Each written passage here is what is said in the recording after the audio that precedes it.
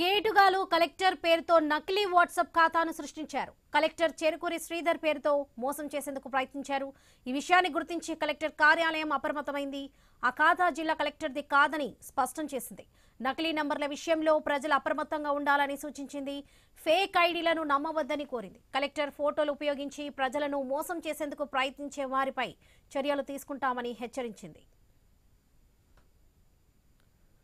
ఇదే విషయానికి సంబంధించి పూర్తి అప్డేట్స్ మా ప్రతినిధి శర్మ అందిస్తారు. శర్మ, వరలక్ష్మి కడప జిల్లాకు సంబంధించి సైబర్ క్రైమ్ సంబంధించిన మరో కేసు నమోదైందని చెప్పాలి. తర్వాత ఇటీవల కొంతకాలం క్రితం మైదుకూరు ఎమ్మెల్యే పుట్టా సుధాకర్ యాదవ్ ను సైబర్ సంబంధించిన నేరగాళ్లు ఒకసారి వలవేశారు. ఇదే నేపథ్యంలో జిల్లా కలెక్టర్ సర్వోన్నతాధికారి అయినటువంటి చెరుకూరు శ్రీధర్ ఏదైతే వాట్సాప్ నంబర్ తర్వాత ఫేక్ ఐడిని క్రియేట్ చేసి తర్వాత సర్క్యులేట్ చేయడం జరిగింది.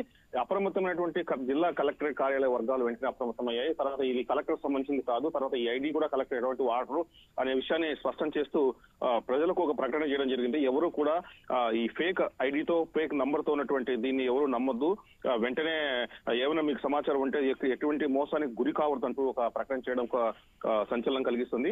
జిల్లా కలెక్టర్ ని టార్గెట్ చేసుకుంటూ ఈ సైబర్ నేరగాళ్ళు ఎవరైతే ఉన్నారో ఆయన ఐడి క్రియేట్ చేయడం, గతంలో కూడా ఇట్లాంటి ఇన్సిడెంట్ జరిగినట్టు కూడా కొన్ని సమాచారం తెలుస్తుంది. అయితే అప్రమత్తమైనటువంటి జిల్లా కలెక్టరేట్ వర్గాలు వెంటనే సైబర్ క్రైమ్ పోలీసులకు ఫిర్యాదు చేశారు. దీని మీద దర్యాప్తు మొదలైంది. అయితే ఎవరు ఐడి క్రియేట్ చేశారు, ఎందుకోసం క్రియేట్ చేశారు, తర్వాత ఎక్కడి నుంచి సర్క్యులేట్ అయిందనే విషయాలు కూడా పరిశీలిస్తున్నారు వరలక్ష్మి.